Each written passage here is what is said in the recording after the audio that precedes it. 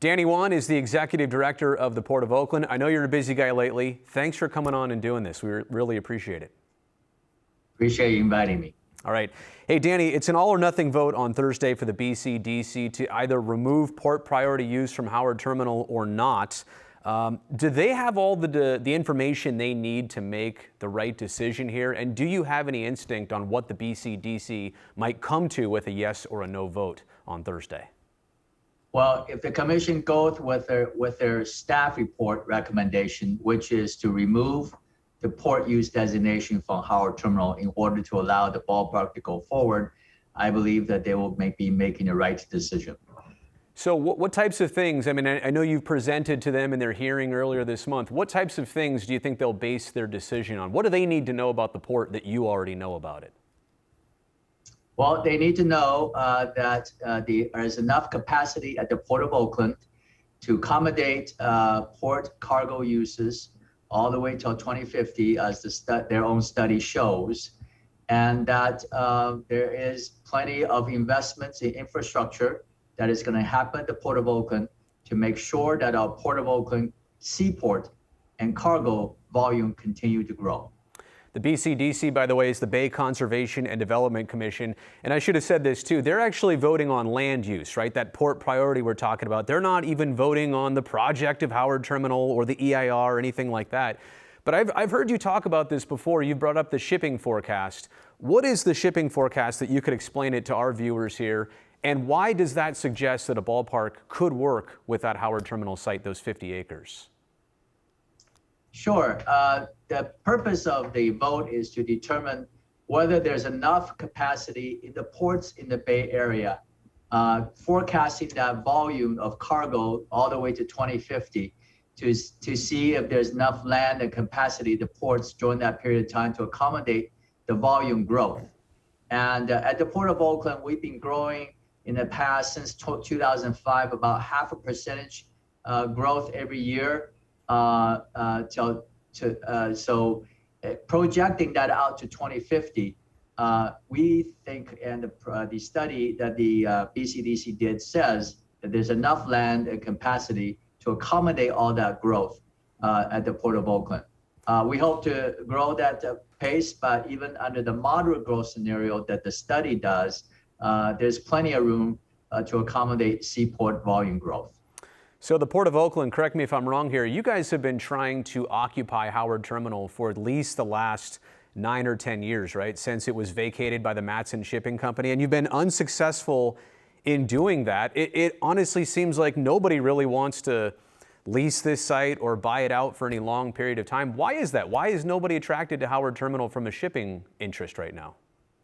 Because for a modern container terminal to operate efficiently and to make money, you have to have more than 50 acres, which is what the Howard Terminal is.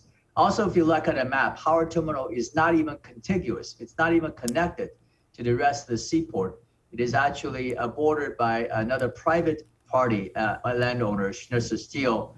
And to the east side, it is bordered by Jacqueline Square. And a lot of the residential and commercial operations at Jacqueline Square, many of you visited, I'm sure. So there's not room to grow neither, and it cannot be connected to the rest of the seaport. In addition, the water depth at Howard Terminal is too shallow for the modern big ships to come. That's why anybody with thinking about investing in a modern container terminal would not go to Howard Terminal. And in fact, at the Port of Oakland, you see the map behind me, that yellow portion, the light yellow portion, is actually available to develop as a modern container terminal, 120 acres. So anybody, the Port of Oakland or any private investor looking at the Port of Oakland would take that money and invest in the outer harbor, that yellow portion, instead of Howard Terminal. To simplify it for baseball fans here, Danny, essentially Howard Terminal, as it goes for shipping, that's the cheap seats, right? It's the oldest part of the Port of Oakland. It's not the part that's beneficial for the new big ships and operations. That sums it up, basically, right? Well, you wouldn't even put the seats in there because it would be a concrete spot or something for So yeah, Got it. they're not even a seating area. So there's also something else about Howard Terminal. I wanted to ask you about the expanded turning basin for the inner harbor that seems like it's likely to be necessary, ballpark or not, at Howard Terminal, probably in the next 5 to 10 years. And basically the expanded turning basin means that these larger ships in the inner harbor, they need more room to navigate and do a 180 to actually turn around. So the EIR for Howard Terminal in the ballpark says they can build a ballpark there and they can remove 10 acres of the site and still have the ballpark be there no problem. Would that even make it worse for shipping if you bit off 10 acres of that land and also needed the turning basin and still wanted to use that site for shipping? Absolutely. So instead of 50 acres, even be lesser amount of acres. And plus the berth space. Right.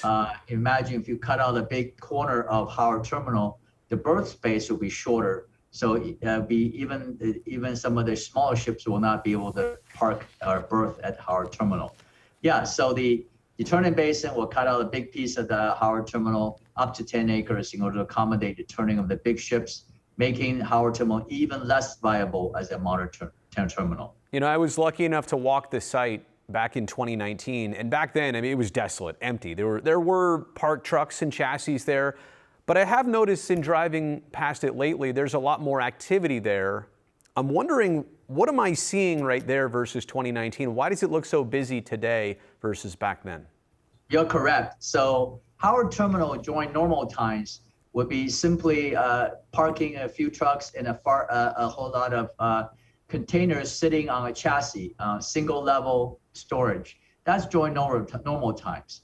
Right now, we're temporarily using Howard Terminal to store more empty container boxes. Why? Because right now there's shortage of labor due to the pandemic effects, and also a lot of stores have over inventoried themselves. So there's not enough distribution center space out there to actually move those containers off the port property to be distributed. So essentially what a lot of cargo owners are doing is using the Port of Oakland as a storage space while they're trying to figure out how to move those boxes off the port. Obviously, that's not an ideal use of port land. Right. We don't want boxes to stay at the port. We want them to move off as soon as possible so we can get more containers in.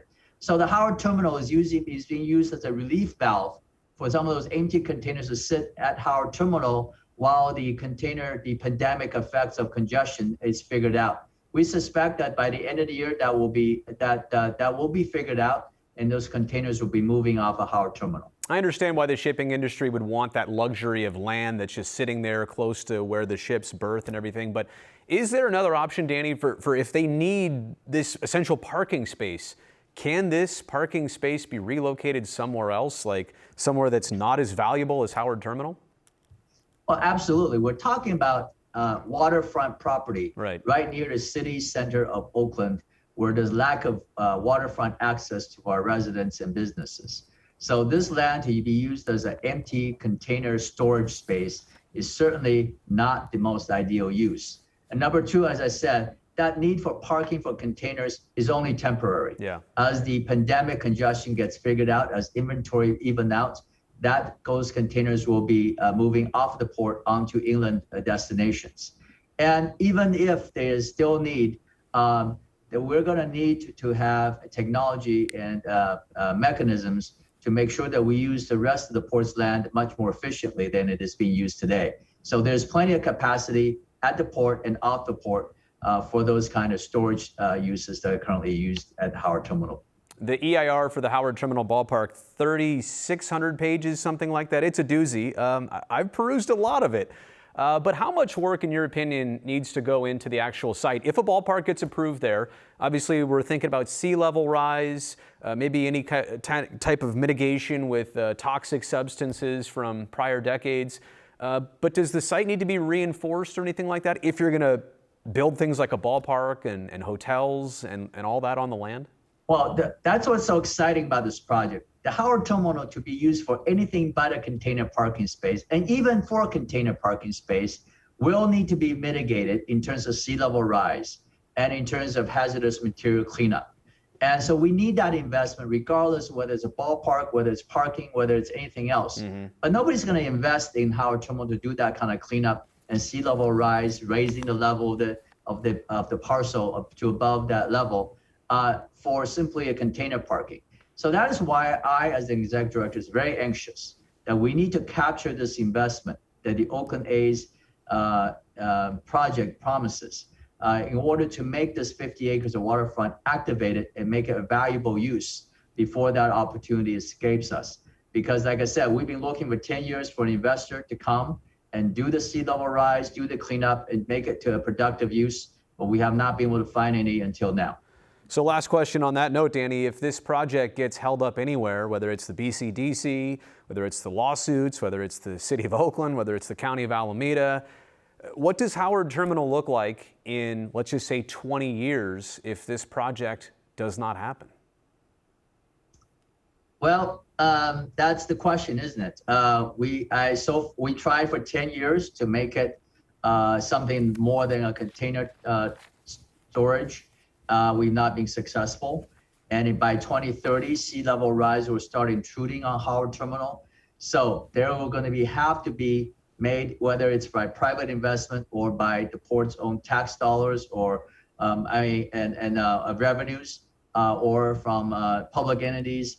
Something is going to have to be done with Howard Terminal to make it useful in the future. And this is the opportunity we want to capture rather than letting it sit and wait for subsidies to have to be spent on this property.